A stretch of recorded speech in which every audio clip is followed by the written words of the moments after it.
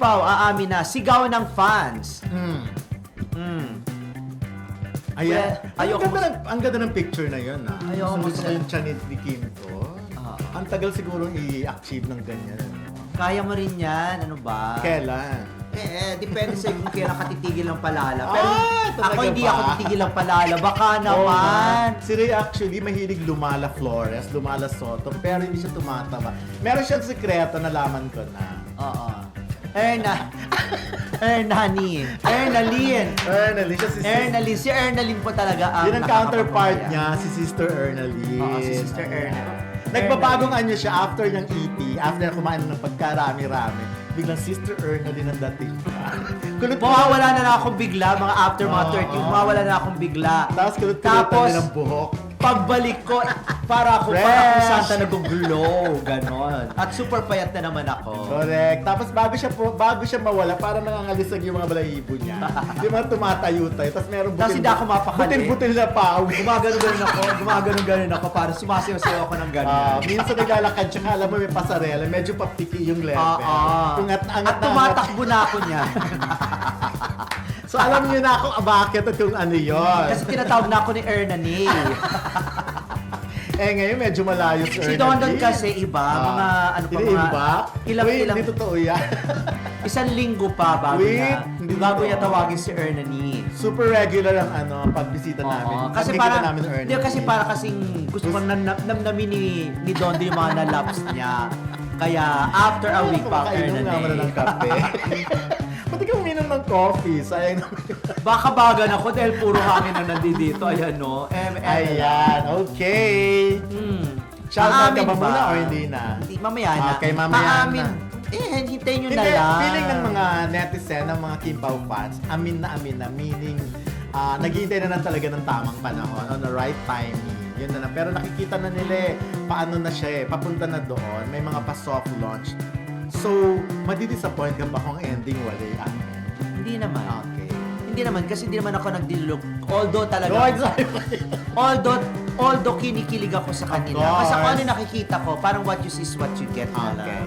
Hindi, ako nabago na dati. What you see is what you believe. Ngayon, what you see is what you get. Oo. Gano'n naman, huwag na natin pangunahan. Siguro kung ano yung nakikita natin, magkasa na muna tayo doon. Kasi, hindi mangyayari sinasabi mo na wala question mark pala. lang. Kasi wala, parang ang ano kasi binibigyan mo naman ako ng kaaga. Ina-anticipate talaga ng lahat yung pag-amin. Pero but of course, nakakatulong. Sana. At sinasabi naman ng iba, kahit hindi umamin, okay na. Oo. Kasi mas maganda nga naman yung nakikita na lang nila. What you see is what? What you believe. Tama naman, di ba? What you see is what you believe. Kasi kung papangunahan natin palagi ng papangunahan, parang masakit yun sa sentido. Parang hindi ka makakatulog, parang hindi ka mapakali, parang kang tinatawag ni Erna. Ernani. Bumalik na naman kay Ernalyn. Kay Sister Ernalyn. Pero nakita mo si Kim, no? Recently nakita ko yung pinost nung ano niya. Handler niya ba si Miss Card? Kasi ang bongga din ng pa-birthday yung mga ganun. Tapos tuntua ako pag si Kim talaga nag-e-effort talaga siya sa mga mahal niya sa buhay. Ginagawa niya ang lahat just to make them happy. Ayun. Sayang nga lang, di ba, nagkaroon sila ng problema mga kapamilya. Kailan mo August na birthday. Oo nga, kasi nagpa-party talaga ng malaki si Kim. Lalo na, hindi ko alam kung mga last year ba o 2 years ago, di ba, nagpa-party siya doon kahit sa every year siya nagse-celebrate, pero yung iba nga, siyempre sa bahay. Hindi sa kanya ha, kundi para doon sa pamilya niya. Pero alam mo, nag-throwback ang mga fan. Merong isang fan na nag-throwback doon sa 2001 ba yun or something, na nag-birthday si Kim, naabutan siya sa New York at ang nag-treat pala at nagbayad pala ng party nila ng buong ASAP ay si Piolo Pascual, $5,000. Tapos equivalent to $200,000 pesos nagkabot. Magkano ulitin natin? 5,000. Okay. USD at that time. Equivalent daw ng 200,000 pesos. At that time, malaki na yon ha. Grabe, 2001 ba yon? Yung ganon, bago-bago pa lang si Kim. Biruin mo, binayaran na trinit na kaagad siya ni Piolo Pascual. Sa bagay si Piolo at that time, kaliwat kanan ng mga endorsements. At kung may Mayaman talaga. Kung may generous na artista, isa si Piolo sa generous. May alam na ako yung pagka-generous niya, hindi niya pa ina-announce. Although, even before pa the pandemic time, may duda ako na siya yun, pero talagang ayaw i-reveal ng mga kung sino mang mga nautusan na yung tulong na yun. Kaya nakakabilit din talaga si Piolo. That's why sobrang blessed pa rin naman siya.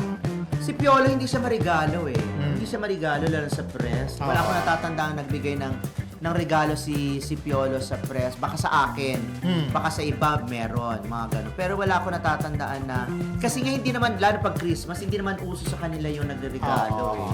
Kasi iba yata yung, di ba, iba yata yung niyayakap na religious sector ni Piolo. Hindi ako masyadong, alam ko Hindi ko Christian siya. masyado, But anyways, si Piolo talaga gano'n, na tumutulong siya sa mga panahon na kailangan talaga ng tulong.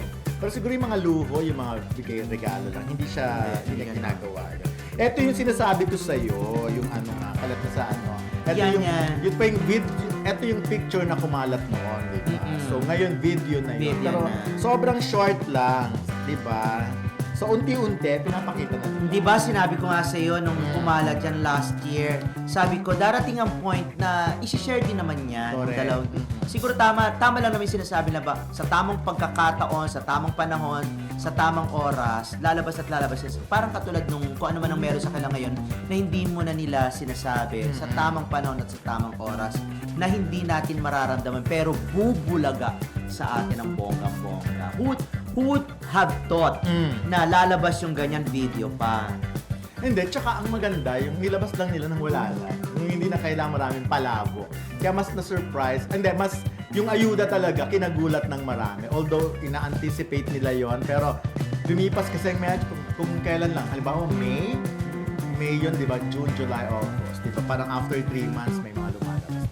Parang feeling ko, palapit na ba ang showing ng The Alibay? Kasi, ang dami na naglalabasan ng mga ganito eh. Katulad yan, tapos na nga, di ba? Tapos na for the meantime.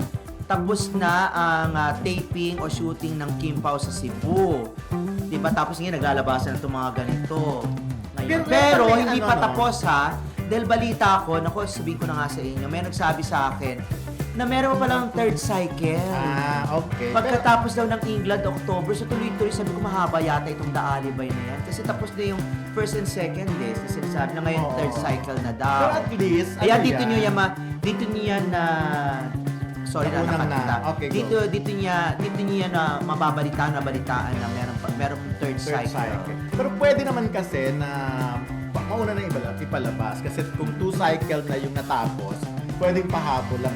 At least, kasi may iba na ready na nakakan na yung teleserye. Correct. Parang it's okay to not be okay ni Joshua at ni Ann Curtis. Okay na yon, tapos na yon. So ito, at least may mga pwede pang idagdag. Depende pa sa feel ng mga sitwasyon. Kasi yung source ko kasi, ang sabi niyang ganon, yung mga unit mag-i-stay pa doon sa Cebu. Meron pang unit. Okay. At yun nga, nabalitaan nila na magkakaroon pa ng third cycle ng shoot.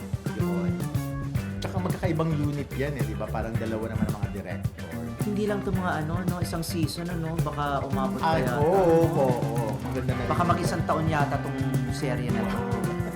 Pwede na naman, di ba? Depende Kasi naman. dati, ang isang season, 13 episodes. Tapos nung iba, naging... Ilang months ba yon pag isang season? 3? Iba-iba kasi. Minsan, kasi di ba sa teleserye, sa TV, ini-stretch masyado.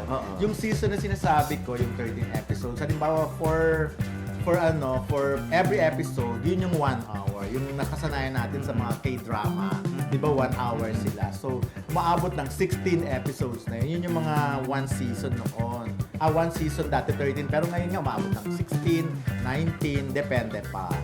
Correct. So, at least maganda, no?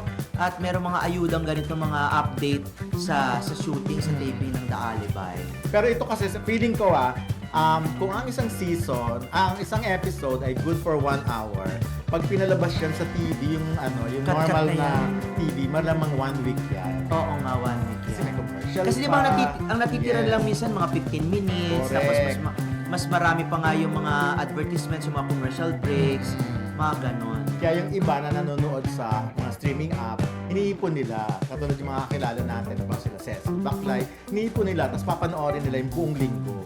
Kasi ayaw nang nabibitin. Minsan nga nabibisit nga sila, katulad niyan nung What's Wrong with Secretary Kim. Ang dami-daming nagrereklamo na parang 10 minutes lang yata or 15 minutes lang yata yung pinapalabas sa online. Nangyayari yun. Pinapalabas, sabi nabitin naman, ganyan. Parang, siyempre mas... binaklas yung TV tapos tinanggal, nakakabwisit. Ganun po talaga. Siyempre, malaking artista ang Paolo Abilino at saka Kim Chiu. Nagugutom na ako. Kim Molina at Paolo. Malaking... Nagugutom na ako. Baka may palala kayo dyan. Charot! Again! Yun. So, malaki ang talent din itong dalawang to. Kaya kailangang bawiin sa mga commercials. Sa mga kinakargahang mga commercials. Pero yung video na yun na kumalat sa TikTok, marami na kasing yan, di ba iba? Pinagdudulanan. Sa tingin mo, hindi si Paolo yon. May mga nagsasabi kasi daw may tattoo sa likod, wala raw tattoo si Paolo sa likod, yung mga ganyan. Meron pa bang iba? Kaya nga, obvious naman, sa tayo pa lang, sa tindig pa lang, yung shape pa lang ng body, Paolo na Paolo.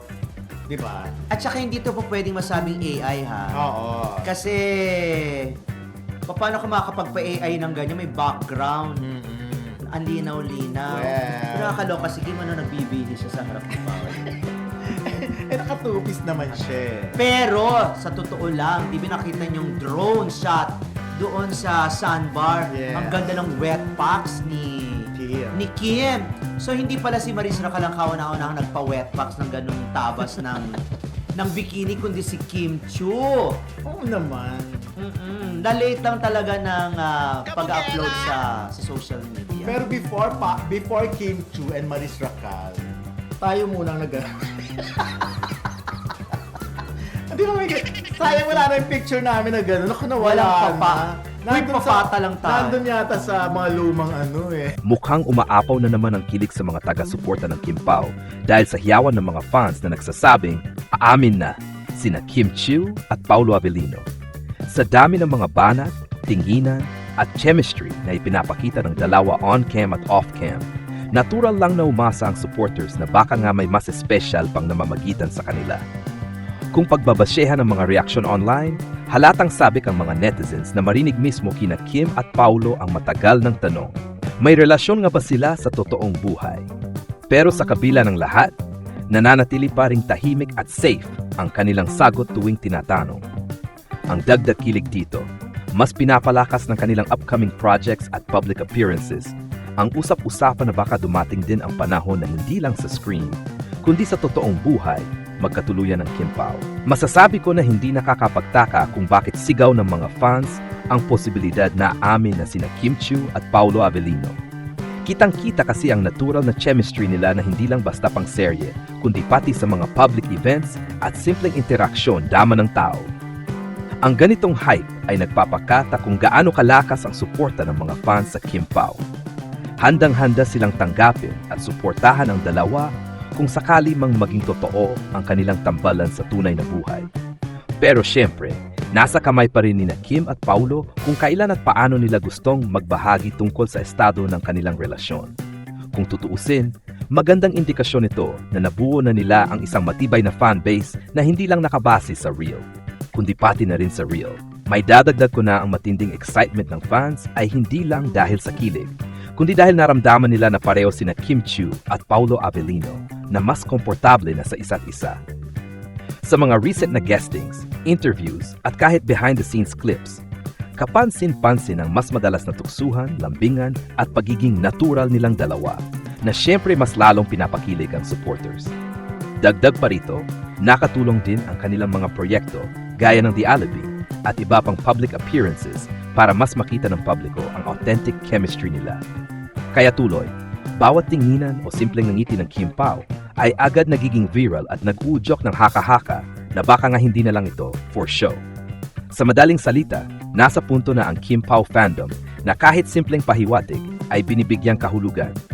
Isang patunay kung gaano kalakas ang hatak ng tambalang ito. Umaalingaw ngayon sa social media ang hiyawan ng mga Kim Pao fans na umaasang aamin na sa tunay na estado ng kanilang relasyon sina Kim Chiu at Paulo Avellino.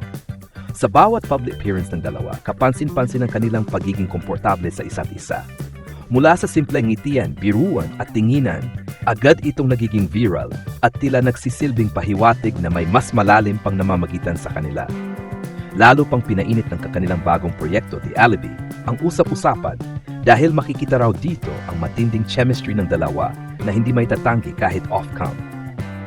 Sa mga interviews at behind-the-scenes clips, mas napapansin ng mga tagahanga ang natural na lambingan at kulitan ng Kim Pao, dahilan para mas lalong umasa ang fandom na baka nga hindi na lang ito para sa camera. Gayunpaman, nananatiling pribado sina Kim at Paulo pagdating sa kanilang personal na buhay. Wala pa ring malinaw na kumpirmasyon mula sa kanila tungkol sa tunay na estado ng kanilang relasyon. Pero para sa fans, sapat na ang bawat simpleng kilos na nagpapakita ng kanilang closeness upang sumigaw ng amin na. Sa puntong ito, patuloy na umaasa at nag-aabang ang Kim Pao fandom.